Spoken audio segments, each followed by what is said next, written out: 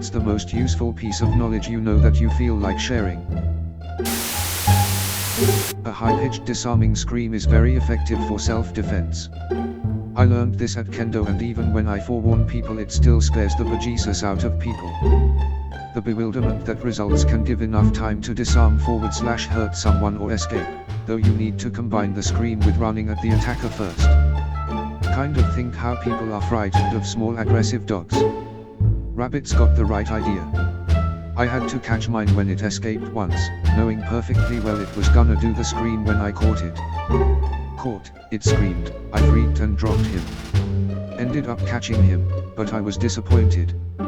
It took a lot of chasing to catch him the first time. As a judoka I can second this with confidence. Highly effective. Wasn't that the idea behind the rebel yell? Industrial health and safety here.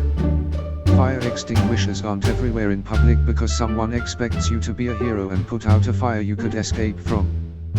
They're only there for a real emergency where fire is blocking your escape routes. Illuminated exit signs are illuminated so you can still see them in a room full of smoke. This. Also, when you first enter a big place lots of people such as an audience or concert hall, take a couple seconds to register where all those exits are. Anything goes wrong, everybody goes to the place they came in from, aim for one of the other exits to avoid being crushed. Is it not true that fire extinguishers can also be used to have an office chair race using it as a propeller? Is it not true that fire extinguishers can also be used to have an office chair race using it as a propeller? Debt is a cancer. If you live below your means, you will have options. This really needs to be higher up. Sacrificing in the moment so that you have the money to cover emergencies and things is so important. It's so much easier to cash flow things and save money when you're not constantly paying other people back because you just had to have / do something now. Patience and good planning are important. Debt is the new slave collar, the new indentured serfdom. It was created to extract your resources and keep you in check, not to help you. If you have a recurring nightmare or bad dream, think of something to bring with you that will help you in that situation. It usually appears when you next have the dream. In my case, I decided I needed a cell phone, and I actually pulled it out in my dream, but the battery was dead. It works sometimes. Thanks, we'll sleep with a loaded gun tonight. The 10th of October, 2010 rule: if you're stressed. I think it goes like, will it matter in 10 days? 10 weeks? 10 years? By doing this you get worried about less things and it helps you relax. Or just get high. I would try this, but it never helps me because whatever I stress about is usually something that matters, and knowing how much it matters only makes it more stressful to think about. My leg is being eaten by a serial killer who has been attached to a table in his basement, and I'm not in shock because he has surprisingly good medical skills. Will this matter in 10 days? Oh God, I hope not. Will this matter in 10 weeks? Well, there was that guy in SE7EN.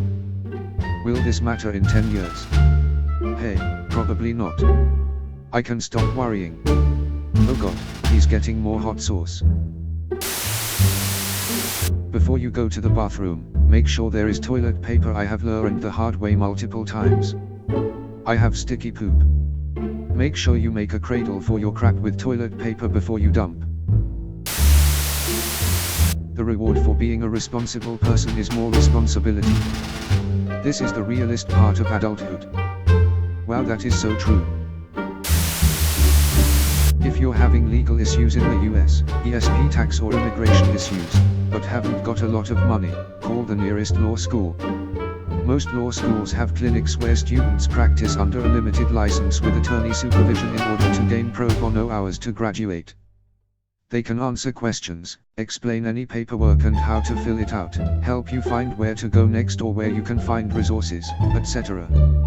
Even if they don't have a clinic or student who can help you directly, the clinic, in my experience, maybe not all, has a Rolodex of practicing attorneys who are willing to take on pro bono cases. Edit for emphasis, and these things aren't just limited to afternoon meetings where some mouth-breathing kid tells you that you need to fill out Form ZX128 in order to get AC64 filing to get your PS4 in compliance with XP360. I had classmates in the immigration clinic who saved people from deportation.